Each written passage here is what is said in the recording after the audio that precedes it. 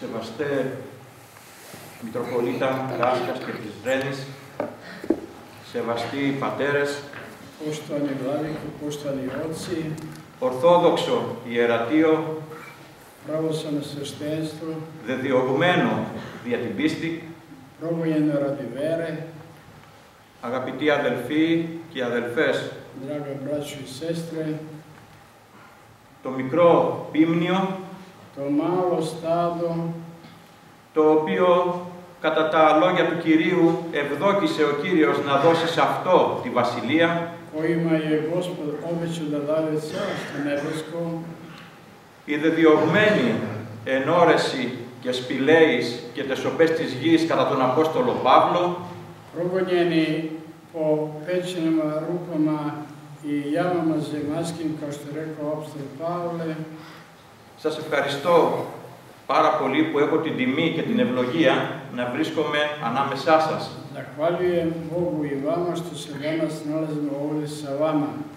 Σήμερα είναι η τρίτη Κυριακή του Τριωδίου και η Εκκλησία μας διδάσκει τα λόγια του Κυρίου που μιλούν για τη Δευτέρα παρουσία Του και την τελική κρίση όλου του ανθρώπινου γένους. Danas je treća nedelja Trioda, pripreme dakle za časni post, kada nam Gospod govori o strašnom sudu Božjem i o onome što dolazi posle njega. Η κρίση αυτή την οποία διδάσκει ο Κύριος ότι θα γίνει στη Δευτέρα παρουσία, Sud o kome govori Gospod da će biti prilikom njegovog drugog dolaska, θα είναι κατ' ουσία η απολαβή των μισθών και των κόπων που έκαστος εδώ στη γη θα πράξει. biće u suštini davanje plate i nagrade po zasluzi za ono što smo u ovom životu činili. Κατ' ουσίαν όμως κρινόμεθα εδώ στη γη που ζούμε τώρα. Po suštini mi se sudimo po onome kako živimo sada ovdje na zemlji. Η κρίση αυτή, όταν υπάρχει και αίρεσης μέσα στην Εκκλησία, έχει έναν ιδιαίτερο χαρακτήρα γιατί κρινόμεθα και για τα θέματα της πίστεως. Ovaj sud posebno je važan u vremenu kada u crkvu se uvuče neka jeres i onda Gospod sudi po tome kakav je naš odnos prema tom zlom učenju, prema jeresi. Μάλιστα, οι πατέρες διδάσκουν ότι όταν υπάρχει αίρεσης, για το πρώτο που κρινόμεθα και κατακρινόμεθα, αν δεν κρατήσουμε ορθόδοξη στάση, είναι για τα θέματα της πίστεως και μετά για όλα τα υπόλοιπα.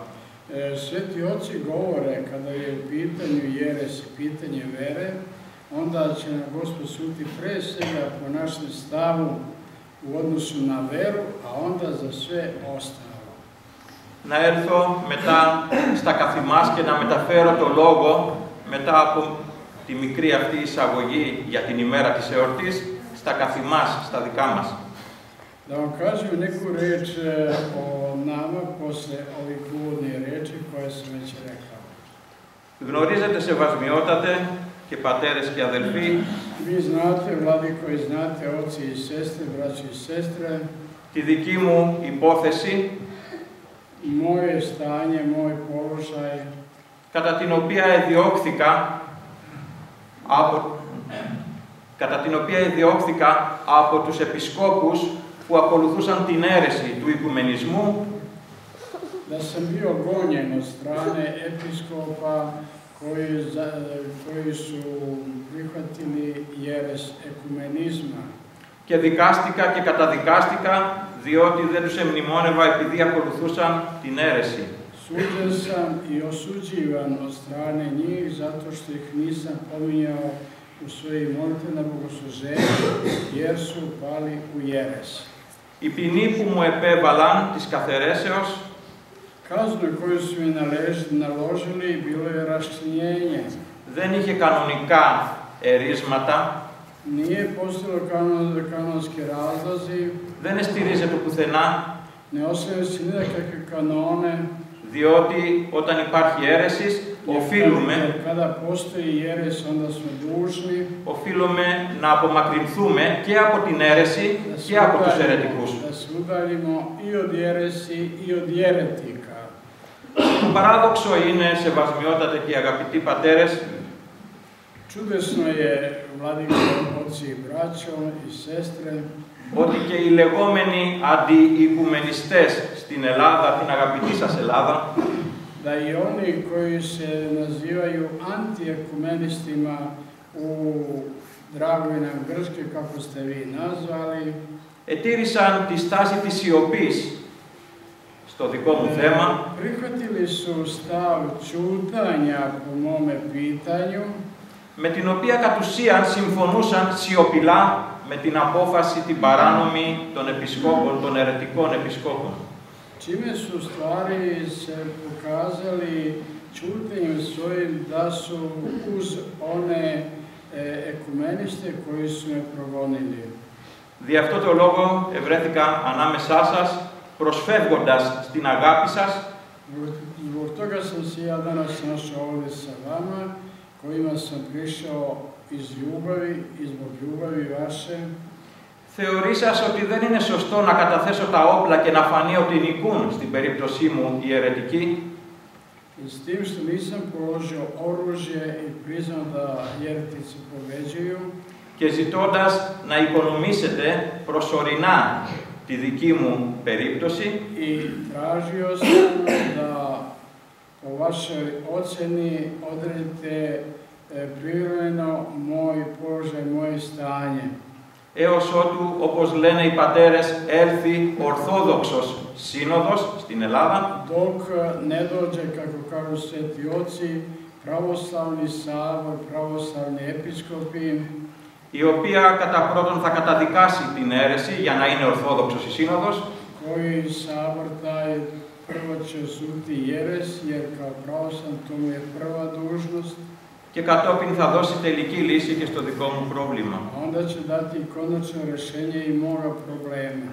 Κατά αυτόν τον τρόπο έχουμε το παράδειγμα της Τρίτης Οικουμενικής Συνόδου, Zato imamo primjer Trećega Vaselskog sabora, η οποία όταν συνήλθε koji kada se sabrao, κατεδίκασε τον Νεστόριο ως αιρετικό osudio je Nestorija kao jeretika και όσους τον ακολουθούσαν, i one koji su ga sledovali. και κατόπιν απέδωσε τους θρόνους και τους τόπους των ιερέων που αυτός είχε καθαιρέσει επειδή εκρατούσαν ορθόδοξη στάση. A onda je vratio čin onima koje je Nestorije kao jeretik bio kaznio i raščinio.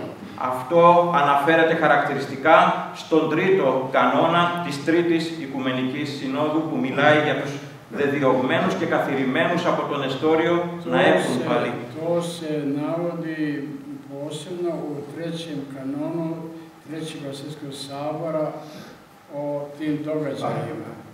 Κατά αυτόν τον τρόπο ζητώ με την αγάπη σας, εφόσον μελετήσατε τα κείμενα όλα και αποφανθήκατε και προσωπικός και συλλογικός από τους πατέρες, Na taj način se zahvaljujem vama koji ste se upoznali s mojim slučajem, poučili spise i akta koja se odnose na to i zajedno sa svojim jeromonasima i kliricima, ότι είναι άδικη η ποινή και παράνομη, poučili da je osuda nekanonska i nepravilna, και ότι είναι ανάγκη να λειτουργώ και να εξυπηρετώ τα πνευματικά μου τέκνα και τους πνευματικούς μου αδελφούς εκεί που ευρίσκομαι, i da je potrebno da ponovo služim i da duhovno rukovodim mojom duhovnom decom koja se tamo nalaze u Grčkoj. μου επιτρέψατε και μου δώσατε την ευλογία να τελώ τα ιερατικά μου καθήκοντα Dozvolili ste mi i blagoslovili da vršim svoje svešteničke dužnosti. Και μάλιστα αυτό το υπογράψατε με ένα κάποιο έγγραφο το οποίο εσείς ο ίδιος γράψατε. I to ste i pismeno potvrdili vašim potpisom na jednom aktu u kome se govori o tome. Ευχηθείτε, σεβασμιότατε, Pomolite se, vladiko και αγαπητοί πατέρες, i dragi oci, να κρατήσω την πίστη da očuvam veru και να συνεχίσω κατά τον ίδιο τρόπο i da nastavim na isti način, να μην υποστείλω τη σημαία της πίστεως και της Ορθοδοξίας da ne polažem zastavu vere i pravoslavlja και έτσι να τελειώσω τη ζωή μου. i tako da završim svoj život. Έχοντας πολλές ελπίδες ότι ο Θεός θα γίνει ήλαιος για τα αμαρτήματά μου, επειδή θα είμαι κι εγώ ανάμεσα στους διωγμένους όπως είσαστε κι εσείς. Imajući nadu da će Bog biti milostiv za moje grehe i pogreške i da me primi zajedno sa svima koji su prognani vere radi, pravde radi, kao i vi ovdje. Ευχηθείτε για τα πνευματικά μου τέκνα και τους πνευματικούς μου αδελφούς που είναι στην αγαπητή σας Ελλάδα. Molite se Bogu i za moju duhovnu decu koja se nalaze u Dragojnoj Grčkoj. Να κρατήσουν και αυτή τη σημαία της πίστεως στα δύσκολα αυτά χρόνια των εσκάτων καιρών. I oni održe visoko zastavu pravoslavlja. Και θα ήθελα να γνωρίζετε Hteo sam da znate ότι ό,τι υπάρχει εκεί στο οποίο εμείς ευρισκόμεθα είναι και δικό σας. ono što tamo nalazimo, čemu se nalazimo, jeste i vaše. Το μικρό μοναστήρι και οι ψυχές των ανθρώπων. Mali manastir i duše naroda.